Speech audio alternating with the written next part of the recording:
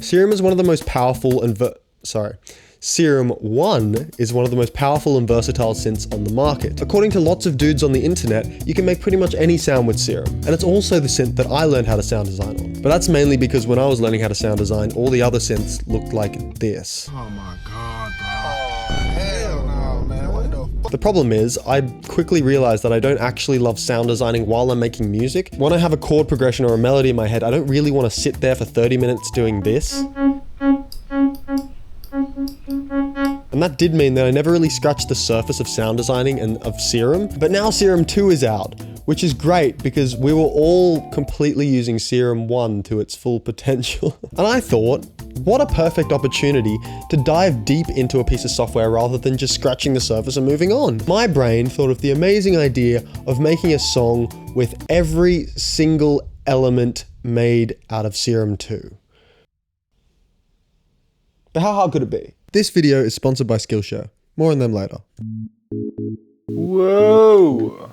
So we've got oscillator A, oscillator B, oscillator C, noise, filter. Looks pretty close to Serum 1. So I know that watching tutorials is definitely the best way forward here, but I kind of really just want to use a bit of Serum 2.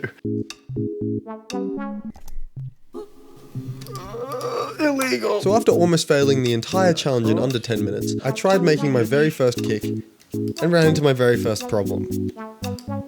This used to work. Option command click used to change it. Used to change the direction of the envelope to go from both sides of the parameter to one. And usually this stuff is a quick fix, you can just look it up. But what if you don't know what to look up? How to change Serum to how to Serum to destination slope. Mod 1 bipolar. Yes! With that minor inconvenience out of the way, I can finally make a kick. There we go. And this is how I remember making kicks. You get a sine wave, you put a descending pitch envelope on it, and you got this. Hey, we got a kick, bro.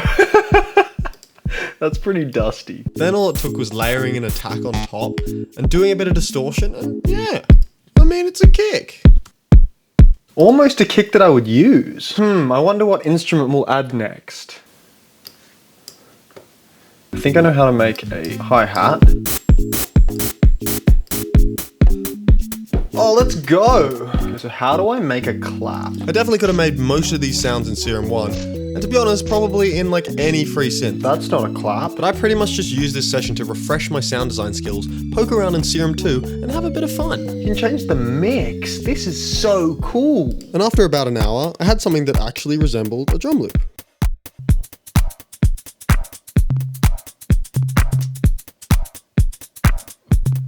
I mean, it's fun. It's like I could obviously add chords and bass and some other stuff in here, but I don't really want to waste my time doing that until I've got percussion, which sounds actually quite inspiring. This has basically just proved to me that this can be done.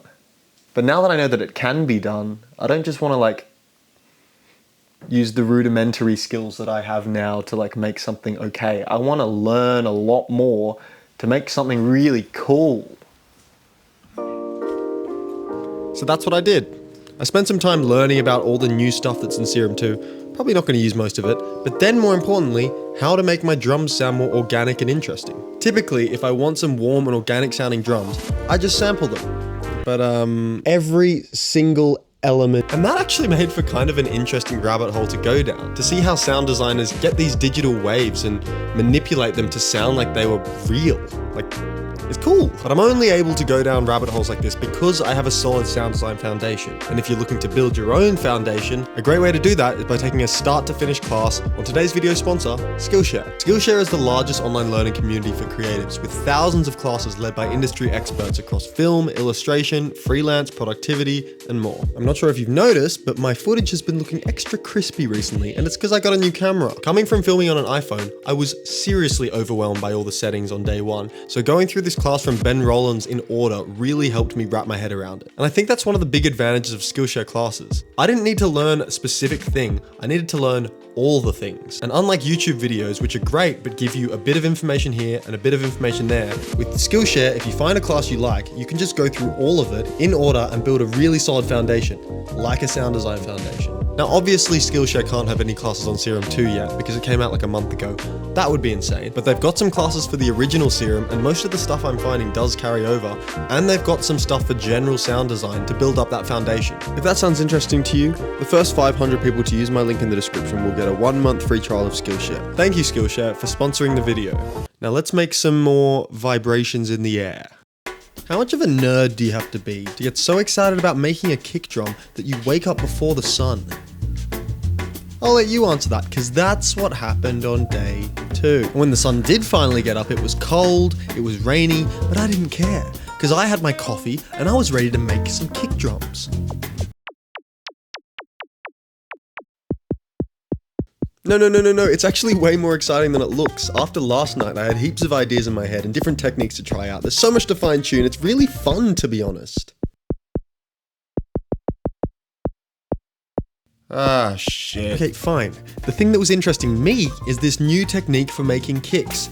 Apparently, it uses the secret sauce FM synthesis that I have never explored before. You get this little boring knock, you FM some noise to it, and with a few effects and a bit of layering, it suddenly sounds like an acoustic kick. Wow. That's great. Somewhere along the way yesterday, I'd forgotten that sound designing takes a lot of attention to detail and a willingness to sit there for an hour to get the sound from 80% to 95. So that's what today was, and I got engrossed. Snare. So I know I want to like a... Yeah, okay, yeah, thanks, Seb. This. So I know how to make the standard 808 clap, but from there, how do I make... You go bing, bang, wahoo, wahoo. Sure. But that's just so dead. Alright, I need to take a shit. Since FM was the secret sauce to the kick, I figured it must be the same for the snare, so I went on an epic quest to figure out what best practice was for making snares with FM so that I could emulate it in Serum 2. I know, exhilarating. What's the general idea when FMing snares? Oh brother. All this is just all over the place. Turns out it's really complicated. It's really complicated. I reckon I could figure this out myself. Okay, let's try. I tried out a weird filter. Sounds like a cowbell. I tried out some new wavetables. There's a rim! It took a while. Just not quite. Eventually, the experimentation paid off. Hold the phone, hold the phone, hold the phone, bro. Oh my god, that's alright! After that worked, I was trying out all the random techniques. Apparently, you can go square wave, heaps of unison. That's a cool way to make a hat. There we go. And with each new random technique I used, I was getting further into a zone. Holy fuck, it's been 2.5 hours? What? Well, this has been fun. Sound designing done. Time to make a groove. I've decided that what I should actually do is create like an ambience of sorts behind all this, which would get me into the vibe that I want so that I can make some drums and make a groove. And the perfect thing to use is Serum's new granular mode. Wavetable granular. I want a really neutral sound, so I'm going for fifths. I don't mind that at all. Let me add the kick in there.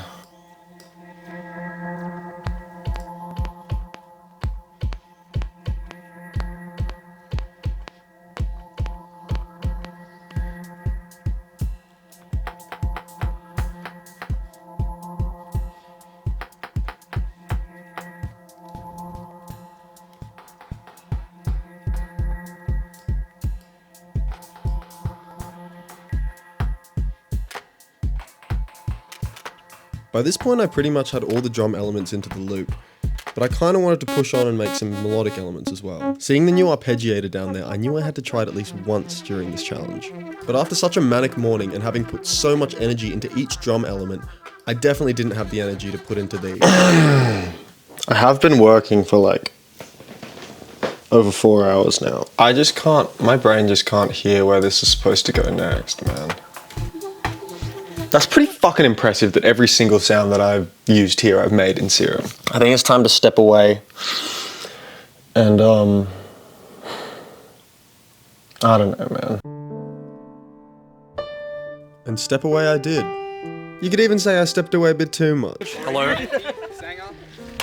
My name's Seb, and this is my 8th drink. Okay, I'm kinda in the bin. Since the last shot, or when I made those drums, I had a weekend, and it was a big weekend with not much sleep and a lot of wine. And I don't just feel like uninspired, I feel a bit directionless. I can't even remember what was supposed to be happening, so yeah, this might be a bit rough, but I'm gonna try and make those melodic elements to build out this song. And guess what instrument we're gonna be using? Serum 2. It wasn't just the hangover, thank you very much, that was the reason things weren't working. Some of the stuff that had been working with the drums just wasn't working with the melodic elements, and I'd also kind of forgotten how to get into a flow in Serum 2. So here are some reasons that things weren't working. Or just things I want to complain about. 1. When you're constantly learning how to make new sounds and jumping back and forth between tutorials, it's pretty hard to get into a flow. 2. You have to be in a loop when you're making new sounds, and getting out of that loop is pretty hard. 3. I'm not allowed to do vocals. Usually, vocals are the thing that breaks me out of the loop because their melodies and lyrics naturally make me want to extend beyond the 8-bar loop. Once I get out of that loop and start adding new elements, removing new elements, changing elements, I can't stop, and it's great. 4. There are no natural imperfections.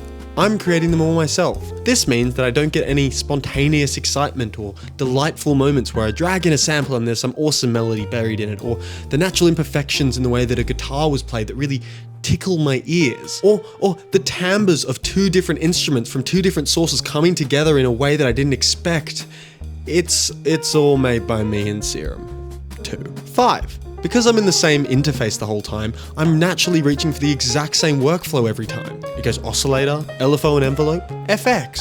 Oscillator, LFO and envelope, FX. And if I'm feeling a little bit spicy, oscillator, envelope, skip the LFO, FX. And lastly, possibly the most important one, 6. I wasn't letting myself experiment. And this is kind of ironic because the very thing that got me into a flow with the drums was letting myself experiment and letting myself play. All of a sudden the drums were actually kind of good and I really didn't want to fuck it up. So after about half an hour of sound designing a sound which I've used 1,000 times, I needed a break. I don't know, I want a coffee. Alright, I absolutely need to reset, dude. I guess one of the reasons that we fall back into our old creative habits is because they work and because they're safe. Like, me going out and trying to sound design some weird new thing that I never do will realistically probably be shit. It'll probably sound terrible. But I think I have to do that. I think I have to become okay with the final product being a bit whack.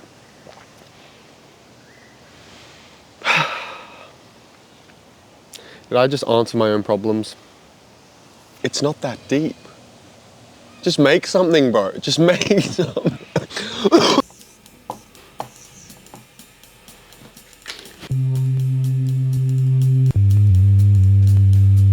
Let's add some noise to that. I let myself play. And I made a chord sound that actually worked with the drums pretty well.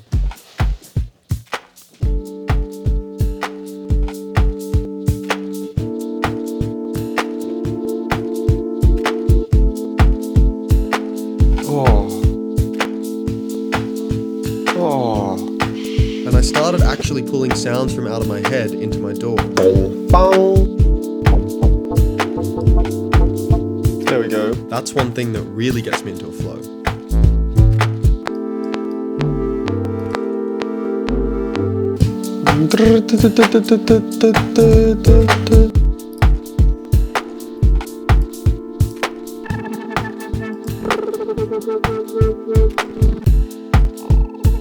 I think I know where this wants to go next. Then, I finally allowed myself to jump into all the multi-sampled instruments. And I've got to say that this could be the feature that keeps me coming back to this software. Sound designing with oscillators is cool, but I love using samples because of how varied and organic they can be.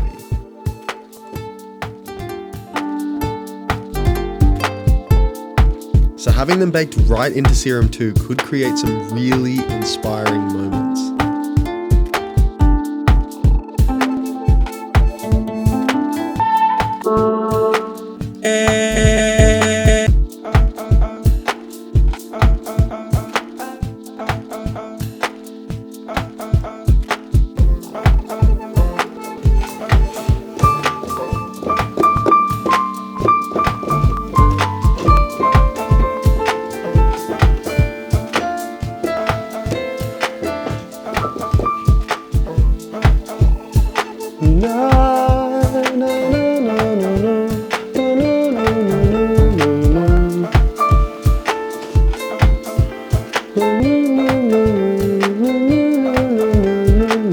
I'll be honest, at this point I was pretty tired, but I did not go to all this effort just to make a loop. Session 4 was where I did all the details and the arrangement. I started off by making an effect which helps transition between sections.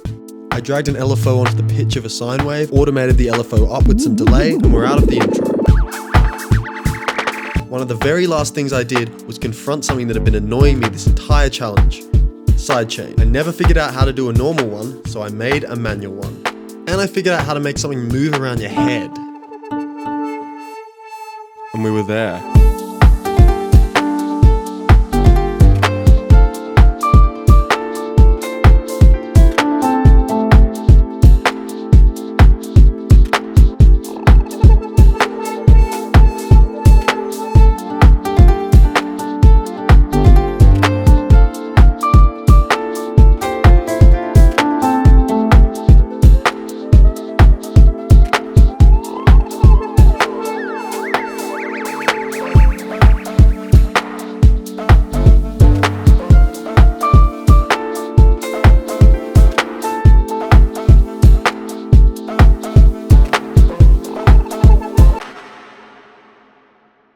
I'm kind of stunned that it actually sounds good. After yesterday, I was fully convinced that I had made something completely ass and that it had no direction.